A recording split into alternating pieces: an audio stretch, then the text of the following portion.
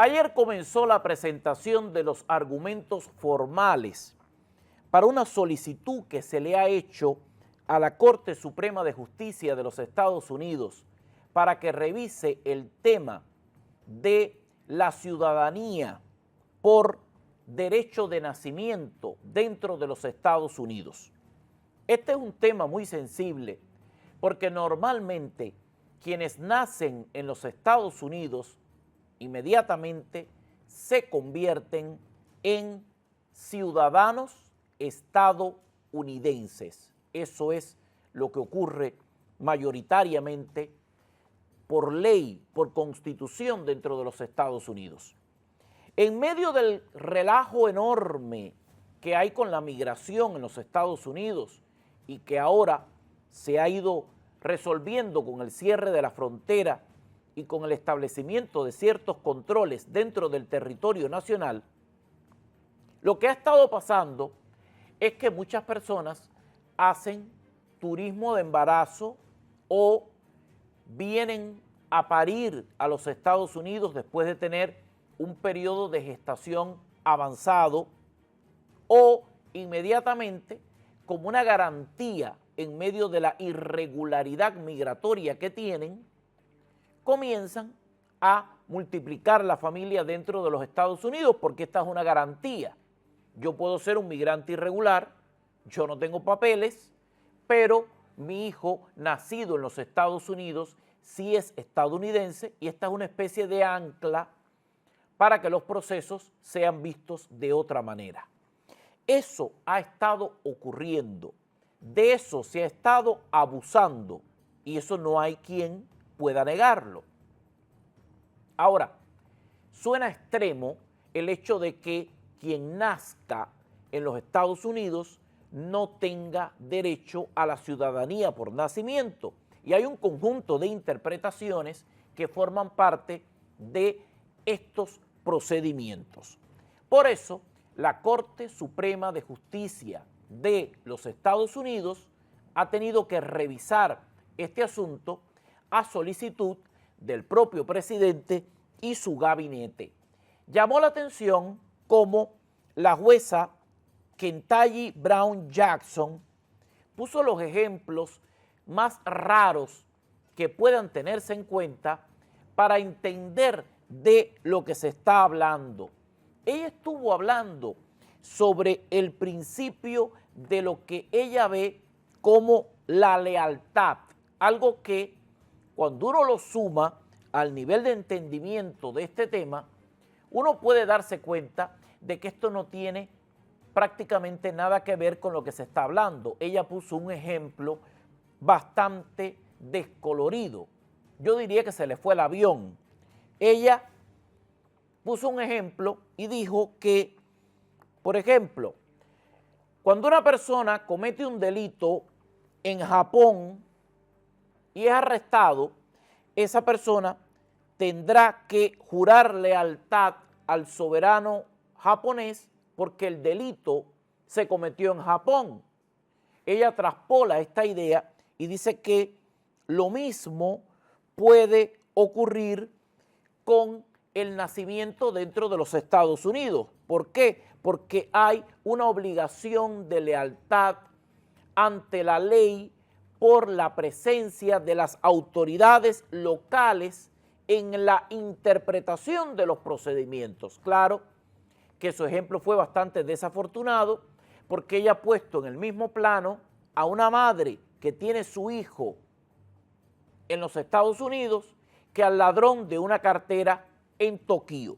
No sé qué desayunó la jueza, pero ese fue el ejemplo que ella puso en un arrebato de lucidez que nadie entendió y que todo el que tiene dos dedos de frente hoy lo está cuestionando. Quiero que escuchen esto que dijo la jueza como parte de su argumento magistral en medio de una sesión informativa para escuchar argumentos.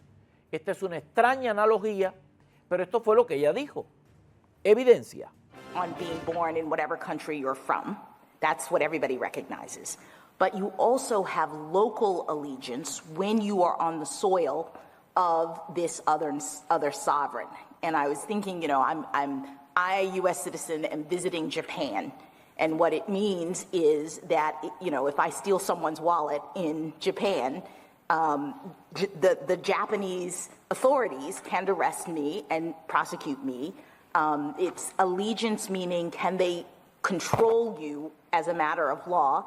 I can also rely on them if my wallet is stolen to, under Japanese law, go and prosecute the person who has stolen it. So there's this relationship based on, even though I'm a temporary traveler, I'm just on vacation in Japan, I'm still locally owing allegiance in that sense.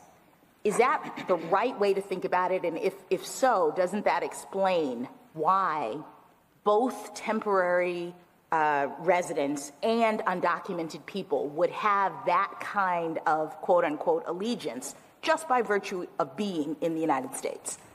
La querida jueza parece que perdió el diccionario en el camino a hacerse las trenzas. Querida jueza, enjuiciar un delito no es lealtad, no hay similitud.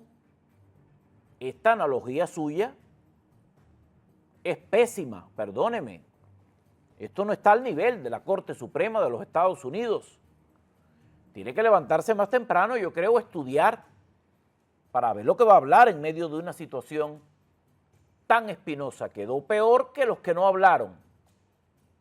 Hubo otro momento entre el Procurador General de los Estados Unidos, quien lanzó una bomba de verdad contra la jueza liberal Elena Kagan, después de que ella intentara educarlo sobre el tema de la ciudadanía por derecho de nacimiento.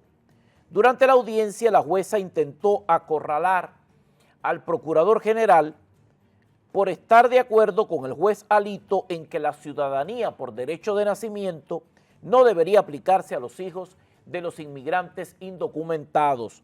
La jueza Kagan continuó diciendo que los textos históricos, incluida la Constitución, no respaldan el argumento del Procurador General de que el término jurisdicción exige una lealtad completa a los Estados Unidos en lugar de a potencias extranjeras. En cambio, dijo que el Procurador General se basaba en fuentes poco conocidas para promover una interpretación esotérica, dice ella, de la 14 enmienda.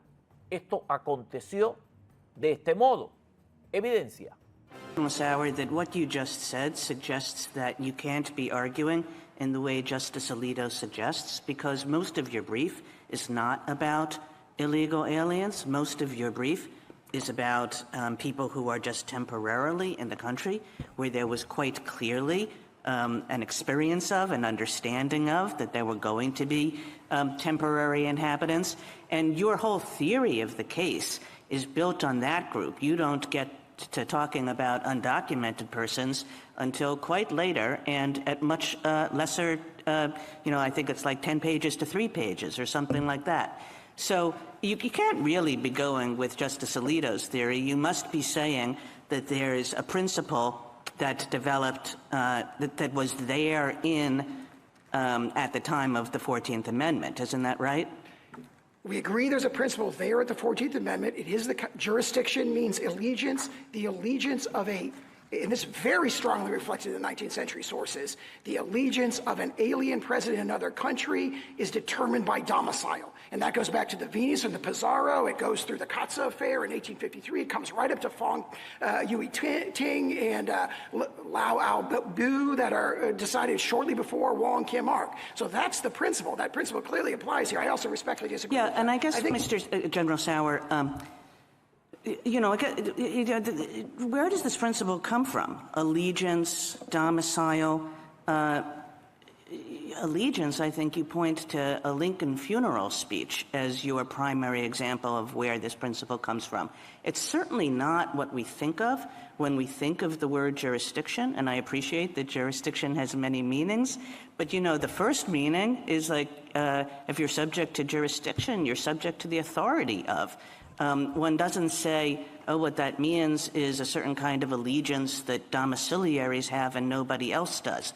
So the text of the clause, I think, does not support you. I think you're sort of looking for some more technical, esoteric meaning.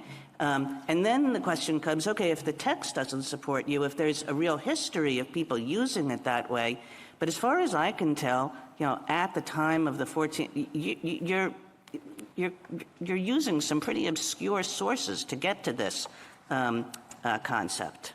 Well, I take it straight from the framers' mouths. So, for example, Senator Trumbull was asked, what does jurisdiction mean? He means subject to the jurisdiction. He said, what does that mean? He says it means not owing allegiance to anybody else. He is the principal framer of the Civil Rights Act of 1866. Representative Bigham, who's the framer of the 14th Amendment, is asked, what does it mean in the congressional record at page 1291? He says, within the jurisdiction of the United States of parents not owing allegiance to any foreign sovereignty. And we've cited many, many examples where the congressional debates reflect that. Then you referred to the oration of George Bancroft. That's one of probably 16 sources, but there's at least 13, counting that one in the 12 treatises we cited, pages 26 to 28 of our brief. There is over a dozen sources that specifically address temporary sojourners.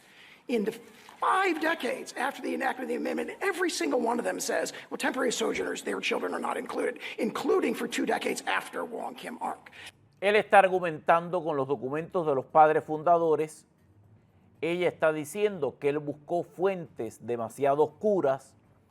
Él le ha dado una dosis de realidad diciéndole que no son fuentes oscuras, son fuentes disponibles. Está en muchos lugares como parte de la evolución del pensamiento legal dentro de los Estados Unidos. El hecho de que ella no se haya enterado de estos lugares no tiene nada que ver con lo que está ocurriendo. Le dijo, dentro de la jurisdicción de los Estados Unidos, un padre no debe tener lealtad a ninguna soberanía extranjera. Existen más de una docena de fuentes que abordan específicamente el tema de los residentes temporales en las últimas 5 décadas y todas ellas indican que los hijos de los residentes temporales no están incluidos. Este debate va a continuar, aunque se pudo interpretar ayer por el termómetro y la postura y los criterios esgrimidos desde los magistrados de la Corte Suprema, cuál sería el camino que se va a ver en lo adelante en torno a este delicado asunto. Hago una breve pausa. Ya vuelvo.